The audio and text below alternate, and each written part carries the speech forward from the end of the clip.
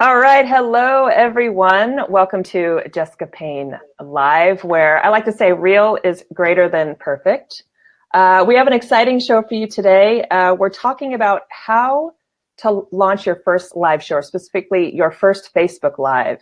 And I couldn't be happier about my guest today because he's kind of the maestro. He actually encouraged me to embrace the platform I use, which you've heard me mention before, Be Live. But he's also got a huge amount of experience, not to mention he's just nice and a humble man and is so generous with his time, and he's got a ton of experience. So before I bring him on, a reminder that I will be sharing some exciting news today. So for those of you watching either here on Facebook or over here on YouTube, if you leave some comments and stuff, I'm going to have some fun bundles and goodies that you're going to get later. But without further ado, let me bring on my amazing guest, Steven Healey. Welcome to the show.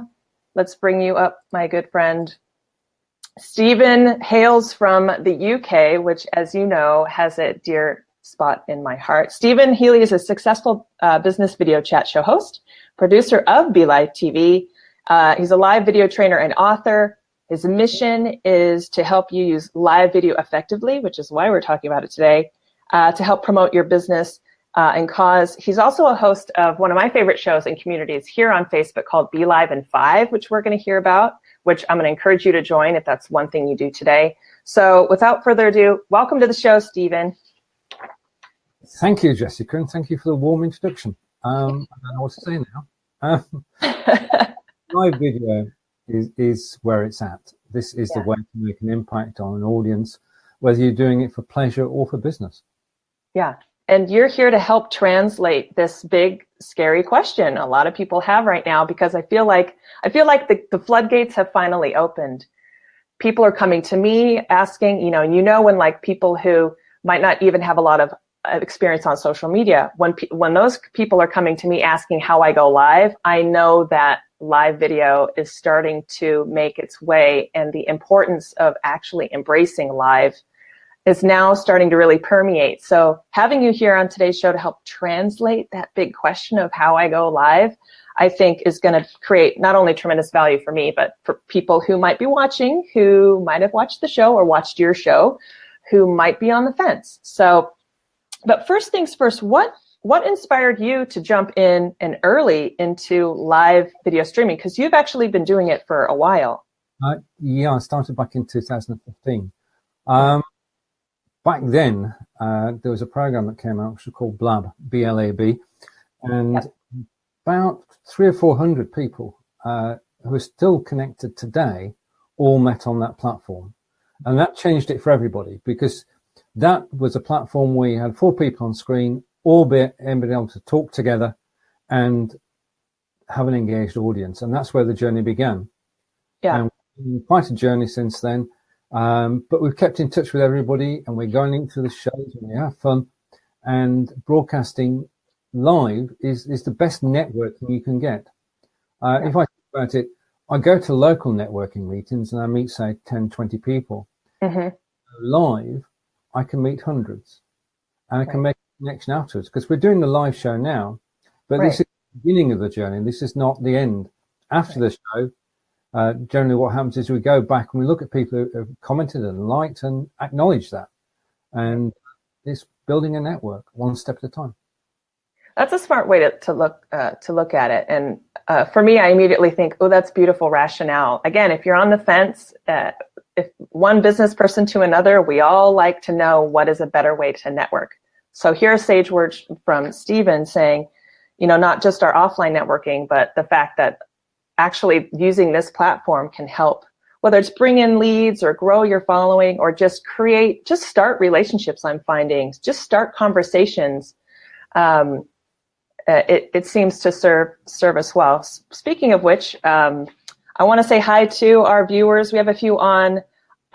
Looks like Rob Wheat, such a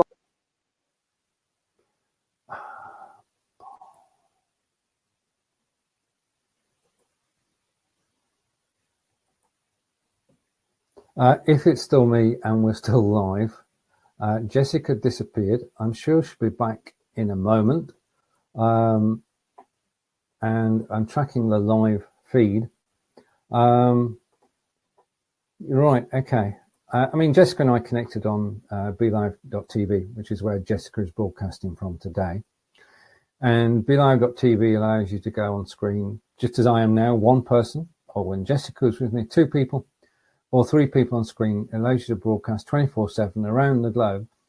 And it is a place to meet people. I've met people from America, Canada, Mexico, South Africa, Australia, Pakistan, well, too many countries to mention. And if you want to reach out outside your own country, then live video is the best way to do it, because the audience is global. And it is the fact that if you go live, you will find an audience, and do it step by step. Start off with friends, then friends of friends, and then before you know it, you've got a loyal audience. Not audience, really. When I do a show, when I do a live show, I like the audience to become participants. And hello. Am I back? You're back, yeah. All right. See, everyone? See how easy he makes it look? Steven Healey, the master. So you just demonstrated a beautiful thing, how anything can happen on live streaming, and to great partnerships. And the fact that you just kind of took that up and ran with it was beautiful. So thank you for letting the audience know that I had dropped away, as I had. But it sounds like you can hear me well. Let me know if you can't hear me or if I drop away again, and we'll keep this moving. But it sounds like you can hear me okay now, right, Stephen? Totally. And I'm noticing a change on the screen here. So okay. But I think with my name, that's right. You were caught by an update, I think. I was. Was I? Okay. Who knows?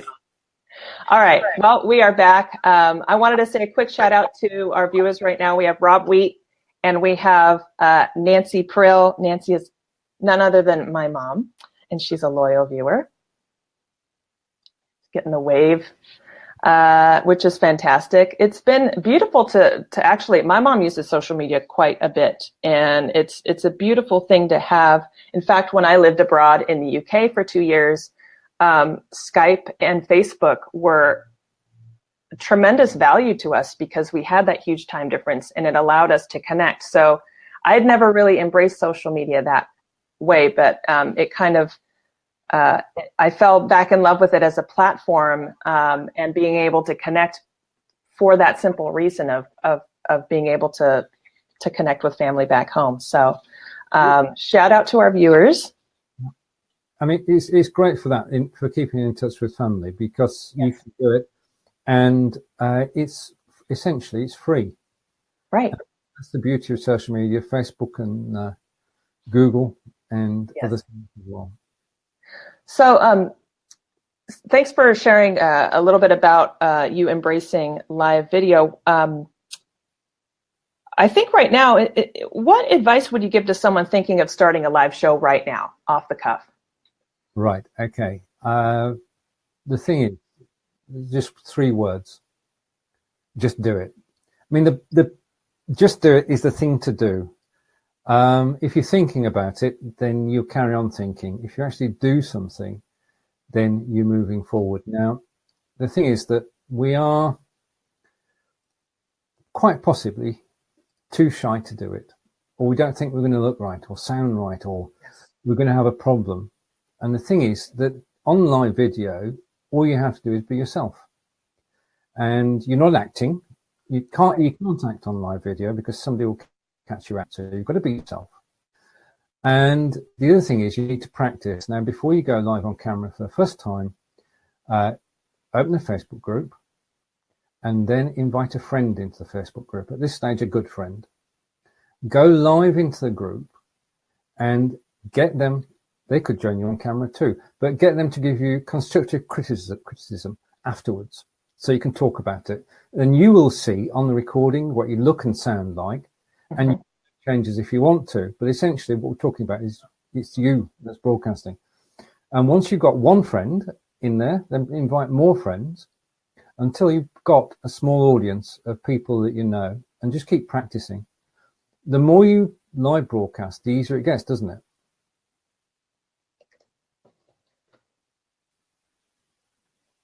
And it does. Yeah, no, I'm here. I was sort of taking notes as you were saying that. The more you do, the easier it gets. I mean, and I think if anyone can speak to that, you can. I get nervous before every show. I mean, I think part of that is realization, like today, like there will be technical glitches. But what you've taught me and what I've learned from watching other hosts is just like, if you can roll with it, that is almost the best. Next to the information you're sharing, that is almost the best quality you can bring to a show. Would you agree? I totally agree. I mean, it's persistence pays. I mean, this technology, if you looked at it, it shouldn't really work, but it does. Somehow it works. Just think about it. You're sat at home. I'm sat at home. Yeah. And our two pictures are being merged, sent out to Facebook, and it's magical. Yeah. And occasionally, because we are pioneers, it's going to go wrong. And when it does go wrong, don't panic. Just come back in. Yeah. And the is that we're all learning all the time. And there's always something new, as we were saying earlier today.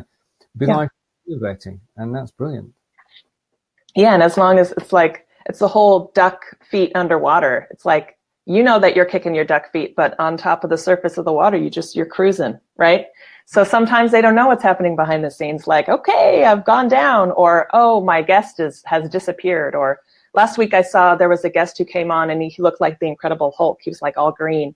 So yeah, I mean, he did that on purpose, but it was, that was on purpose. An image we could have, well, anyway, we all have different ways of appearing on camera. Yeah. But I think that you're right. I mean, before any show, you're going to have nerves. And that's because that gives you the energy to actually do the show itself. If you're not nervous before the show, then you've lost something. Yeah.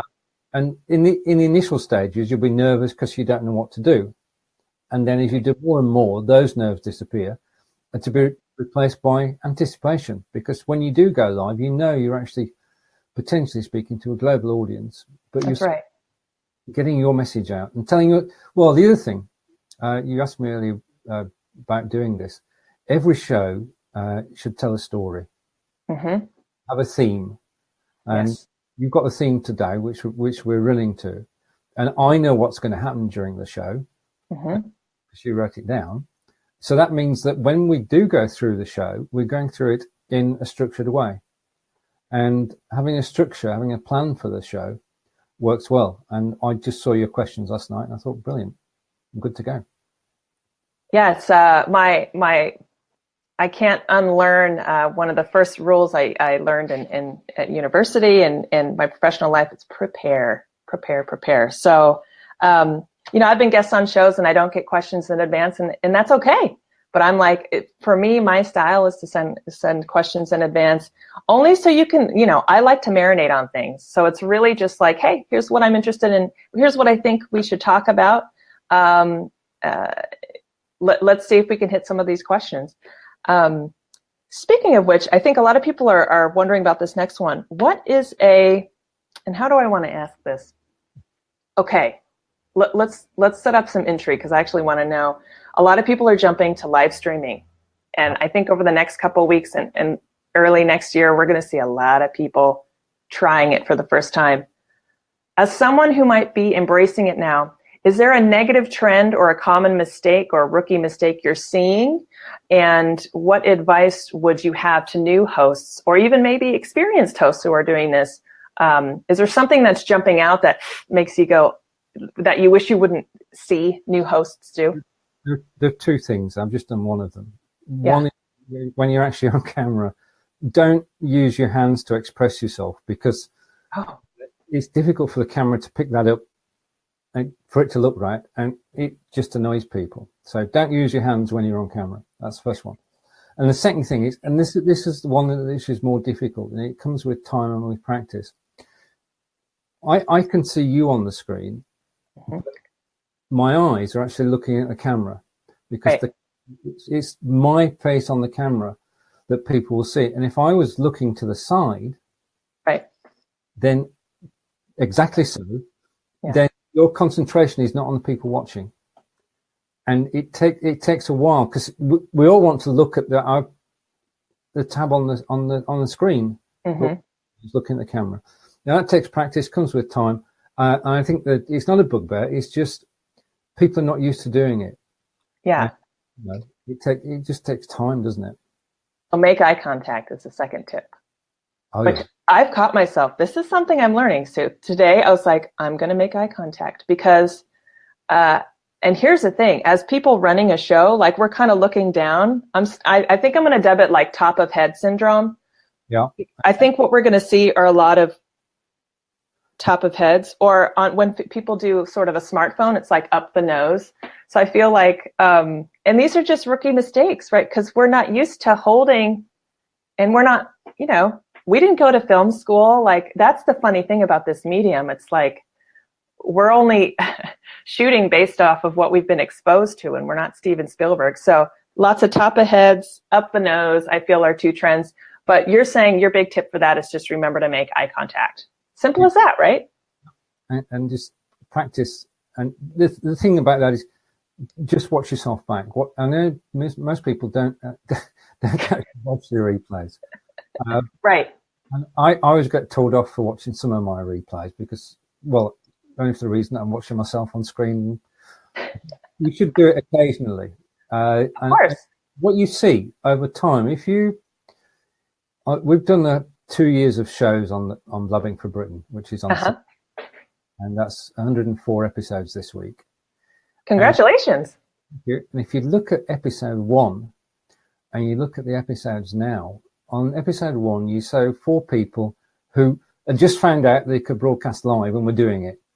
And now you've got 4 people who are comfortable on camera, can talk about under the sun. And that's just come from practice. And the other thing, you've got to own your mistakes. If you fluff it, it doesn't matter. Because we're not here to watch a Shakespeare play. No. Word perfect. Thank God, because that's not what you're getting. I'm a huge fan, but that's great advice. Yeah. I mean, there will be mistakes, and being able to adapt and overcome sounds like is another good tip.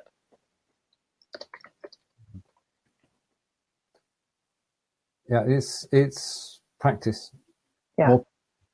And the thing about that is, if we're going back for a moment, as I am today, I mean, this is an unusual experience for me because I'm usually in the production center. Yeah.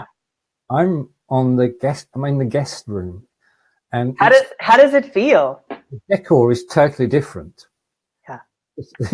It's not as busy. There aren't any buttons I can press. I can't break anything from here. And it is, if you go as a guest on other people's shows, then you're friends. And if you're making friends, if you go on their shows, you can invite them onto your show. That's right. And then you get a virtuous circle because people are actually becoming friends using live video.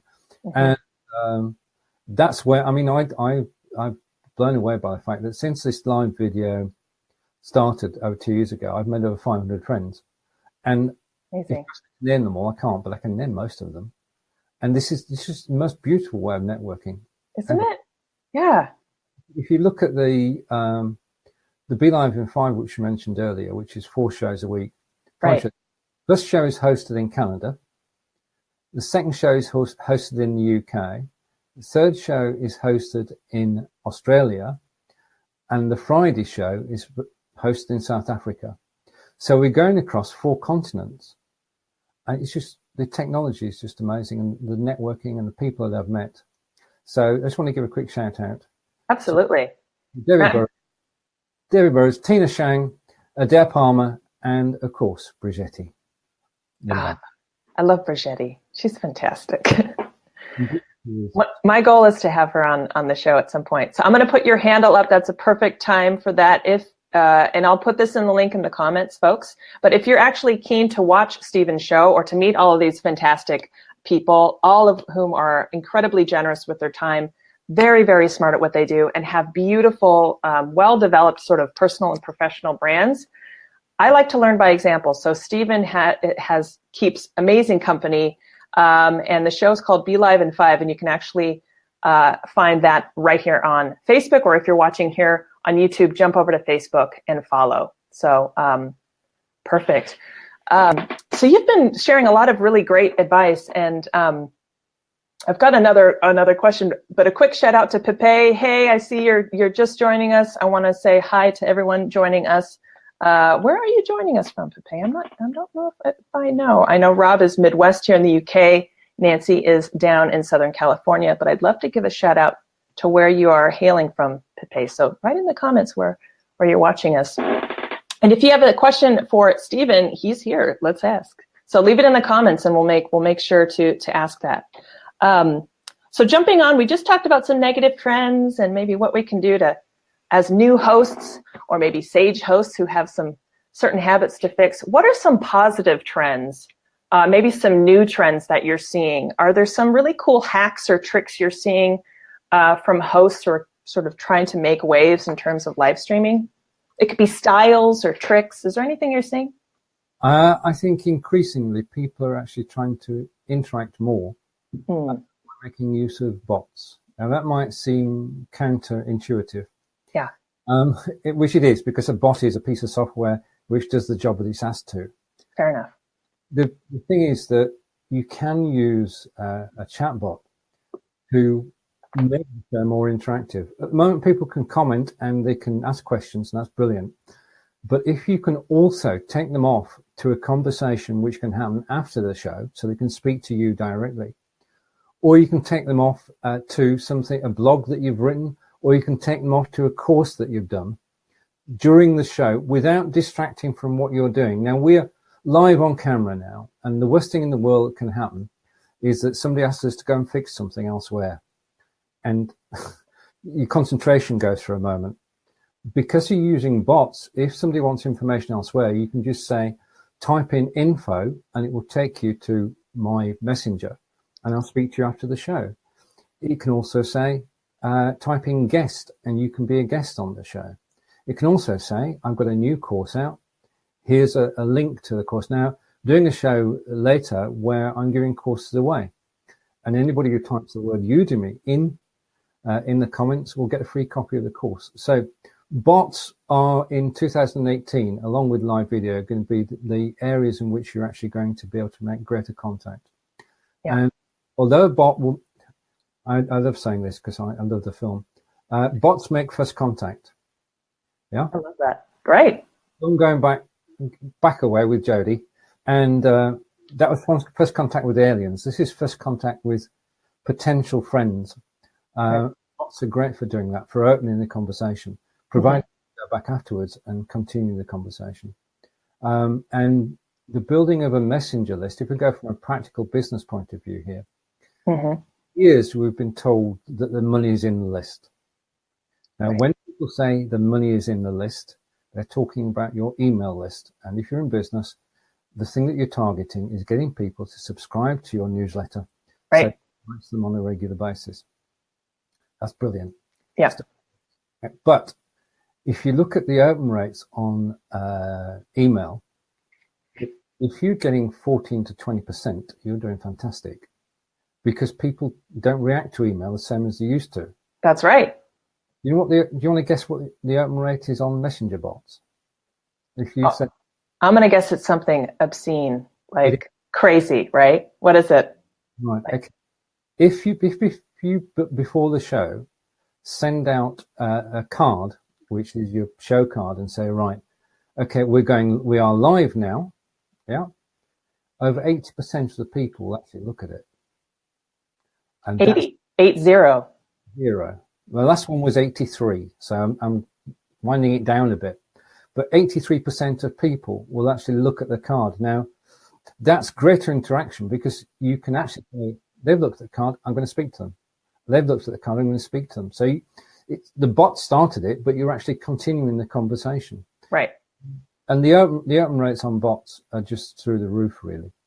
So that's a reason to go for bots.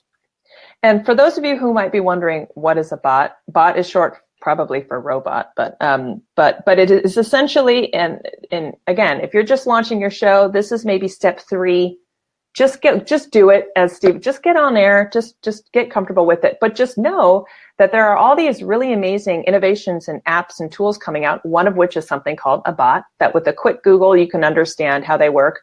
My advice would be watch one of Steven's shows or one of my upcoming shows, and you'll actually see them in action, which can probably explain it way better than a huge Google article. But essentially what you can do as a host is, with a little planning ahead of time and pre-programming, you can use really cool things like words that can trigger something to happen, or even actions that can encourage something to happen. So for example, if one of your goals, let's say you're selling, let's say you've just put out an ebook, which seems to be kind of a very popular thing, and you want to bring people to your website to check it out, or maybe sign up for a free copy, rather than repeating that throughout your show, or sending links, or sending out all these emails that Steven just said people don't open, you can embrace this new tool called a bot, which the data behind it shows more people are interacting.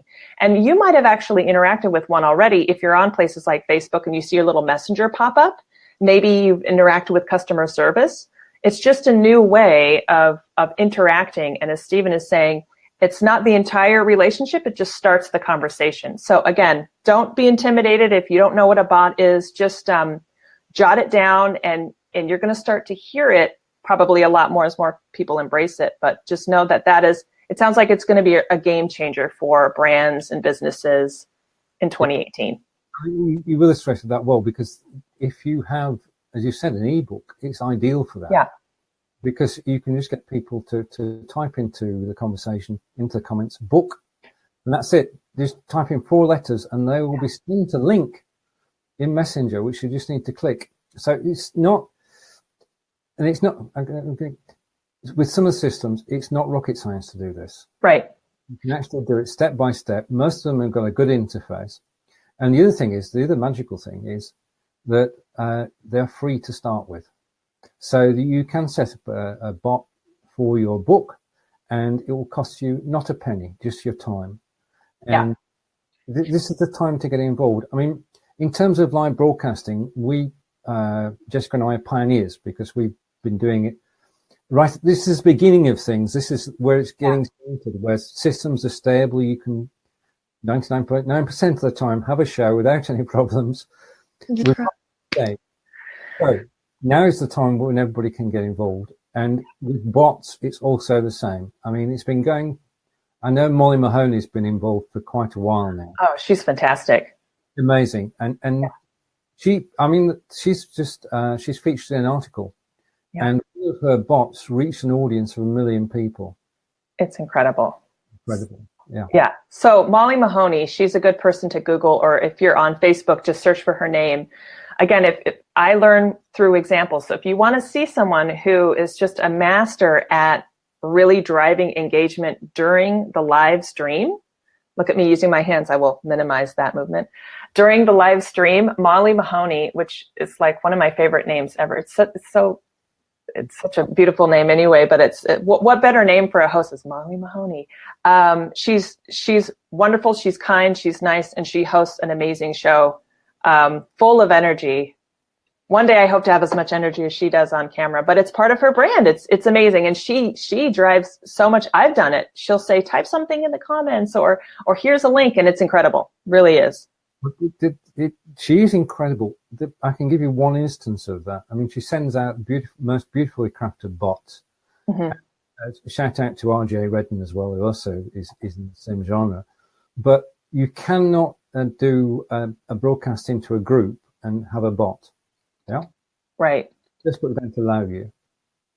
So Molly posted in her Facebook group that there was a blog which she'd like people to take a look at. And if they typed in look, then they would get the link. But this is the secret to her success. 140 people replied with look. Now, if it had been a bot, they would have got 140 messages. Right.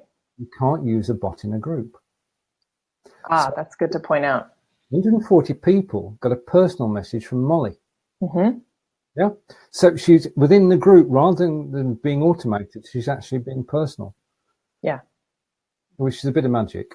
The magic of Molly. Well, the magic of Molly. I feel like that should be her next. Her ears must be burning because we're talking about her so much. That's really smart, and that's good to point out. So something you may be discovering as you launch your show is, I have a business page. You may run a group. You may have a combination between, let's say you have your personal profile is your network, plus you might be launching a new thing. Pay attention to what kind of, or let's say you're not even on Facebook, you're watching us, you're over on YouTube. It goes without saying, keep up to date on what the limitations are with your channel, because, depending on the tools you're using, just like anything, you might be limited depending, YouTube might allow you to do certain things, whereas Facebook won't. But even within Facebook, the rules are different. There's a ton of bells and whistles you can use with an official Facebook page versus a group. And that's because Facebook wants to create, they allow us to set up groups versus pages to cater to a certain type of community that we're trying to create. And that's why there's certain rules on groups that are sort of anti-spam, or they might make it a little bit harder to alert everyone versus a business page, which is more aligned to kind of sales. So it's a good reminder, because quite often we'll embrace a new platform, myself included, and realize, oh shoot, this doesn't exactly work on a page, for example. Indeed, but it's trial and error, isn't it? It is. We come back to what we said earlier, which is if you're going to do something, don't think about it, just do it. The only thing you can do is get it wrong, and if you do get it wrong, you just do it again. Right. What's the biggest challenge you're hearing from people who have either started a show or thinking about a show? Right. The biggest challenge that anybody has just starting a show is getting an audience. Yes. A consistent audience. And the word consistent is important, because if you're going to do a show, you're going to build an audience, and you need to be on at the same time each week, so people know that you're going to be there. Yes. Going back to that, don't tie yourself up and say, I'm going to be on every day at 5 o'clock, because that won't work. Because some days you won't be there. If you say 1 or 2 shows a week, I would say, to start with, and if you're going to do a show, do it at the same time. Now, it comes down to attracting an audience. Now, you will be able to attract friends, but we've got to remember that not everybody's totally interested in live video yet. That's something Jessica and I are working on. But if you reach out to the friends first, and start off by doing personal invites, just send them a message on Messenger saying, I'm going to go live in an hour's time at 5 o'clock, or I'm going live tomorrow at 5. So get in contact with your friends and ask them to come along. And if they don't come along live, they'll at least be watching the replay. Mm-hmm. The other thing you can do is to actually gain the audience is some form of marketing. Now, you marketed on Twitter yesterday. That's right. Cross-marketing on Twitter, Instagram, and Facebook. And it works. And sometimes we forget to promote our own shows in advance, right? Or after the fact. Well, that's true. I mean, it's none of what we're talking about today is rocket science, and it's simply things that people forget. And what you could do is to have a checklist. So the show, right? I've got a checklist. I'll run you through it, and then you can sort of we can compare notes. One is to create the show and schedule it. That's the first thing I do. Mm-hmm. I go over to my bot and I connect 2 bots to it. Now, I've decided that 2 is the maximum. Right. If you start having 4 different words, then people, it just gets confusing. You've got to connect. Yes. And the third thing is to go over to Twitter and post on Twitter, or schedule a post on Twitter. And I use a program called Twit Timer. Mm-hmm. That will post to Twitter, Facebook, LinkedIn, all at the same time, using the same show card. Right. Okay. So that's my routine. Now you've got your routine too. What do you do? I love it. And I just jotted down Twit Timer. So this, folks, is like the key thing. We are constantly just little tips and tricks and tools. Half of it is just the back and forth. Here it's like, ooh, I've now made a mental note to check out Twit Timer, or vice versa. Someone just yesterday asked me, what platform do you use to live stream? And it's like, Be Live. So we're constantly giving that's all this is, like anything, which to me is probably the favorite thing. So my promotion is, and this just is my background as a digital marketer, is I know that I need to get the word out. The goal is to drive as many people to watch it live as I can, but we all know that a lot of people watch it on the replay because we have global followers. So I know that I'm going to need to promote it in advance across my channels. So I'm doing smart things like tagging, giving a little synopsis. I try to let people know like why I'm having Steven on the show, the topic of the show.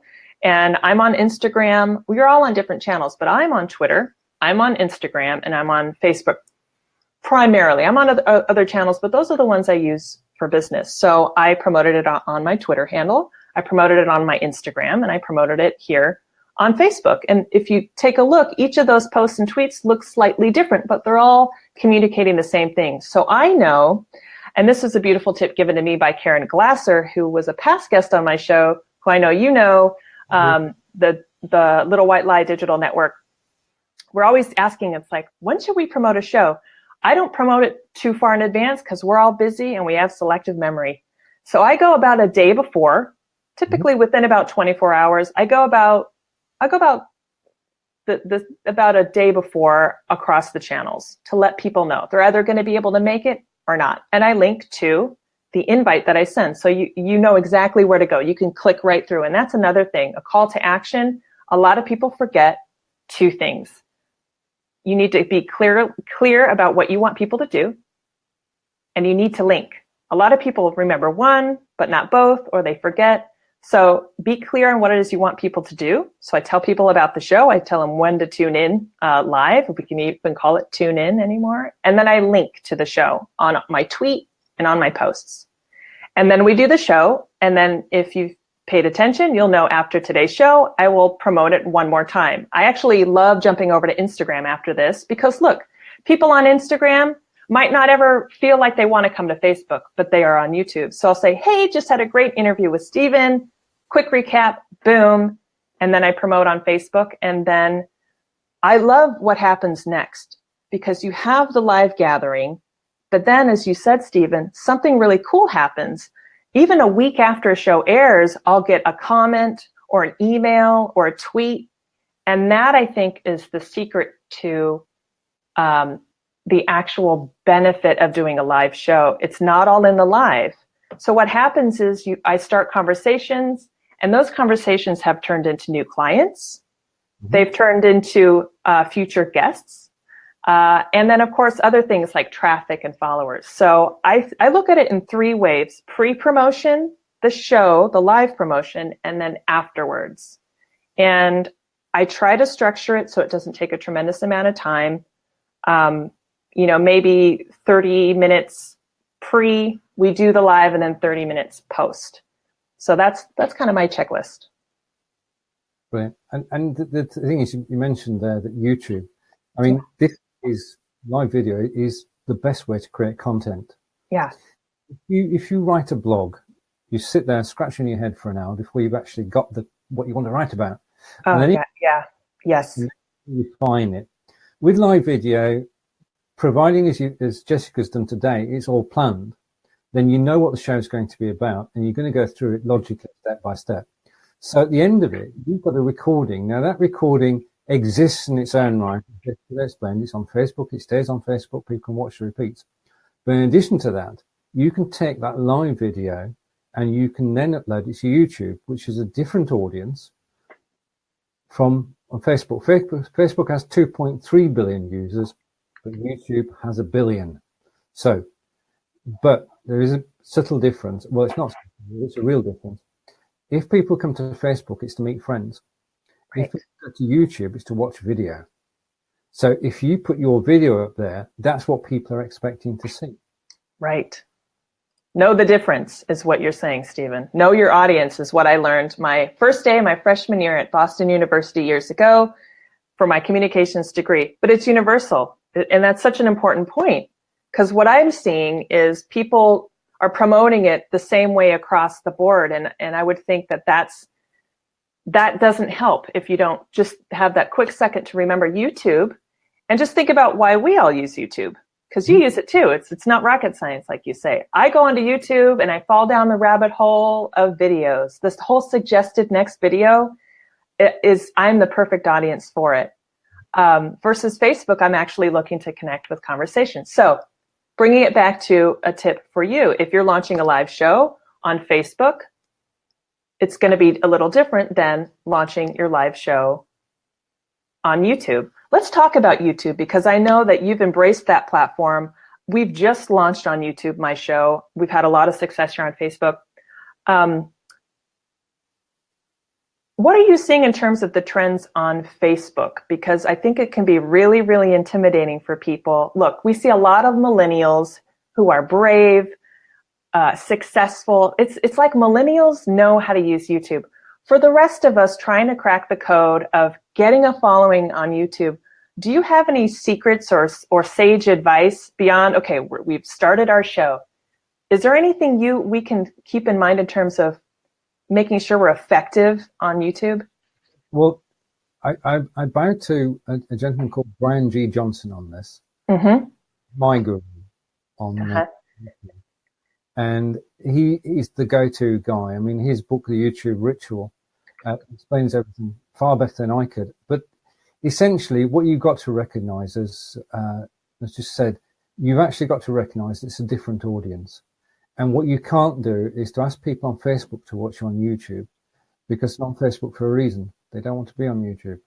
So you have to build a new audience from scratch. And you do it the same way as you did when you were building an audience on Facebook. You actually reach out to friends and to friends of friends, and you market it in the way, as best you can. And you've got to treat it as being totally separate. The people you'll see connecting on there are people you've not connected to before. Right. You've got to respect that and start networking all over again. So it's a new world. Yeah. I'm the same. Yeah, it's interesting and incredibly intimidating. So Brian G. Johnson, I'll pull up his background in a minute. He's great. That's a good piece of advice too. I think for me, I've just been gathering YouTubers that I admire. So I admire for their style and trying not to pay attention to their following. You know, so-and-so has 280,000 followers. Okay. And it can be really, we can start to spiral and go, oh my, like if there's one excuse not to embrace something, it's like, I'll never be. But, so here's a tip that I've learned that has helped me build confidence. So, find other YouTube hosts that you like. Forget about the numbers. Look at their style. Look at how they communicate. Look how they brand themselves. What do they talk about?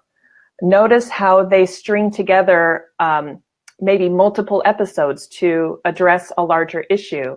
And then from that, it's almost like just start to copy that style. Again, because as you say, Steven, just do it. Mm-hmm. And as a step two, what I've been doing, and this is what I did on Facebook, is, okay, once you're comfortable with who you are, then maybe take a moment to study them. How do they market themselves? How do they promote? Because one mistake I'm seeing is like we kind of rush to market and overly promote ourselves before we even know what we're going to talk about. So we're selling ourselves before we even know, before we have something to sell, and that can backfire. Wouldn't you agree? Totally. I mean, we've talked about being personal and being yourself. The other thing you've got to have is you've got to have good content. And right. Especially on YouTube where the competition is fierce and yes. You're getting people, professional YouTube watchers, and they have criteria. And if you don't, on Facebook, you've got probably a couple of minutes to catch somebody's attention. On YouTube, you've got less than that. So right from the get-go, from the beginning of each show, you've got to grab somebody's attention so they don't wander off to a competing video, which is just featured down the right-hand side of the screen. You've got to keep them involved from the moment. And it takes practice, doesn't it? So that's basically, I'd say, treat YouTube as something totally separate. Yes. Make sure that you have the content right for your audience. Now, can someone host a show successfully on Facebook and YouTube? And what advice would you give to someone? Because I think there's value to both, right? There's definitely value to both. You're reaching different audiences. and the content can be the same. But this is my bête noire. Let's hear it. Is basically you can technically. Sorry, I've got to ask the question first before I put my feet in it. Yeah. When you broadcast to both Facebook and YouTube, do you do it at the same time? Well, essentially, I use a tool that kind of pushes this feed to YouTube, and then I supplement that with videos I create, not live videos, but other videos specifically for YouTube. So right. I'm keen to know what the right answer to that question is and what you'd advise. So this show is going out to YouTube as well? Not simulcast. It'll be pushed tomorrow. So there is a delay. I like to offer this kind of exclusively live for Facebook just for that community, but it will end up on, a copy of it will end up on YouTube eventually. We're on the same page. I just didn't want to put my feet in it. Because no. Okay, good. So I'm doing something, right. Something right. Good. Technically, it is possible that you do a broadcast to Facebook, YouTube, Twitch, Periscope, yes, all at the same time. And this broadcast could technically be going out to all those 5 or 6 different places. You can spread your word as far as you want to go, and one show can reach out. But your attention can only be on one of those channels. Your attention today is totally on Facebook, which means that anybody watching on Facebook is going to be appreciated. Anybody who's watching on a simulcast on Periscope or YouTube or Twitch, they're not going to hear from you till after the show. Right. Now, as the whole purpose of this doing live is to be live, then I agree with you totally that you do one live broadcast where you concentrate on that, and then you take the replays, and people know it's a replay then. Yeah, I mean, I know a show that used to go out Wednesday nights, and it was a Twitter chat. So it ran for an hour, and it had the normal number of questions that a Twitter chat show has. It was live on Facebook, it was live on Periscope, and it was live somewhere else as well. And that meant that not only was there a host of the show, there was somebody watching Twitter, there was somebody watching Periscope, there was somebody watching YouTube, and somebody watching Twitch. So one show had 5 people involved. People were getting real-time answers. Right. But they weren't from the host, because the host is actually, I mean, we're busy. We're on screen now, so we can't actually be everywhere at once. Right. So bête noire is simulcasting.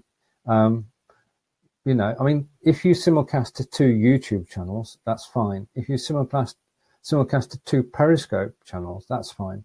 But if you start to mix and match, I don't think that works. And I don't think it's not. The thing about live broadcasting is it's personal. And if you make it impersonal, then it loses its power. All right, I'm off my soapbox now. I love it. No, I'll join you up there. I am going to hedge a bet here. I would think that is probably going to be maybe one of those bad habits people pick up, because I don't think a lot of people know what you just shared. They would just assume, oh, let me maximize, they're just going to see it as an opportunity to scale. Oh, let me use this one tool to spread everywhere. So that's a beautiful tip, because I had asked that question too. What is the right thing to do, especially as these new tools are going to be coming out? We're seeing a handful of amazing tools. We're going to see even better ones come out. Someone's going to crack the code to allow you to live stream everywhere on every channel easily. But so I'm hearing, before you embrace that, remember your audience and remember the type of connections remember your objectives, and remember the type of connections you're actually trying to create, because depending on the channel where you're at, you're really going to need to be able to cater to that. Otherwise, at the end of the day, remember your audience. Your audience is going to be put off, or they're going to feel ignored, or they're not going to get the same experience that you're trying to create, right? That's it in a nutshell. Yeah. So if folks want to live stream on YouTube, because I know I embrace this platform that you embrace called Be Live TV. I'm not an affiliate, I suppose, yet. I love the platform. For me personally, it's something that I recommend others do. what would you recommend for YouTube if someone is just starting out in live streaming? Because I know there's native live streaming, which allows you to basically go into the native app on YouTube and live stream, or even on Facebook, you can go Facebook Live. Do you have a favorite tool, a streaming tool for YouTube you'd recommend? I do. It's called Lightstream. Lightstream. All one word, Lightstream. And that began life 3 years ago for gamers on Twitch. And they've been developing this year a 6-person, or 8 people on screen at the same time, which goes out to YouTube Live, and it integrates the comments on YouTube, and all I can say is it works.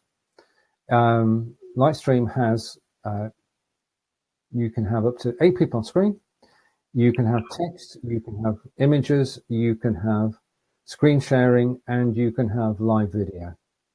So the whole match, and I've got a friend called Vincent Burkhardt, who basically is an artist. He also helps young artists with their music, but he creates scenes, stages, which actually tell a story throughout the show. So, for example, I did a show with him, and we went through the various aspects that I'm interested in. It was all illustrated by images. So, to tell a story. So, Lightstream is my go-to platform for YouTube. So check it out. I'll put a link in the comments for people watching. And of course, if you're watching us on YouTube, not to get so meta, but you can search YouTube for Lightstream on YouTube and explore their channel, where you can get, I'm sure, a quick how-to tutorial. But that's another example of tip sharing. And another piece of advice I'd give for newbie show hosts is, don't feel like you need to reinvent the wheel. If you spend a little bit of time watching other hosts and watching exchange like this, it won't take you long at all to have a little short list of apps and tools that we've already explored. Like, go explore Lightstream today. I'm coming from Steven, it's probably best in class. And so try to think of people you admire and pay attention to the tools and the tech they use that we use, so that you don't have to kind of, we've already done all of that vetting. We've already tried other tools. Save yourself the time and do that. So it sounds like I would wholeheartedly recommend BeLive TV for Facebook. I agree totally. And as would Steven. There are other options, but check that out. And then for YouTube, Lightstream is a good one to check out. That's a question I get quite a bit, is what platform. So I wanted to address that. So you've got a following. It's impressive. Your Twitter following alone. What advice would you give us? Let's back away from live show hosting for a while. What advice would you give to folks who are trying to crack that nut of growing a following, a steady following? What advice would you give us? I think that the advice, Tina, the advice, just listen. Because by listening to people, you can actually discover what they're about, and start a conversation with people, listen to what they have to say, show an interest in what they have to say, and live video gives you the chance to do that on more than a one-to-one basis. To build up a following takes time. You don't just, this time is the only thing. I mean, if you've got the intention, then the means are there to do it. And if you consistent, and you've got a phrase, you've got to be authentic. Right. Authentic and consistent, then not only will you be reaching out to people, but they will be reaching out to you. Yeah. Beautiful. So it's like anything, right? Sometimes it just takes time. Consistency has been kind of an overarching theme this whole episode. But Steven, the master, follow his social media and just follow his style. You're going to see that he's a fantastic listener. I think one of our first conversations, I had a very technical question, and you heard me and you helped me fix it. And to be a good listener over time, and that is really going to be how you crack that nut of growing a following. I'm trying to think of one last question. You actually just answered it for me. You touched on authenticity. So I'd love to hear from you, Steven, because as a brand, as a marketer, and this is a question I get a lot with my one-on-one coaching, is how do I create an authentic brand? And I'd love to hear from you, just as other people. One of the things holding people back from hosting a show is they're like, I don't have a brand. I don't know how to market myself. They might know what they want to talk about, but they're not comfortable with their brand. Is real greater than perfect is my question to you. And what have you learned from kind of stepping into your own identity and owning your authenticity? How is that translated to creating a solid show? I think that my approach is different to most in that I think you can create a brand centered around yourself, but that only lasts as long as you're actually promoting it and you've got nobody else to help you. The way that I create a brand and create awareness is to have a team of people who I put a vision forward, and then I persuade gently a number of people to actually follow that vision, and together we build a brand. So right. Mine is a sort of group effort where everybody pitches in, everybody's ideas are equal, but out of that comes a brand. And once you establish the name of the brand, that's important. Be Live in 5 came out about by accident because it's a play, of course, on Be Live TV. Mm-hmm. So I don't know.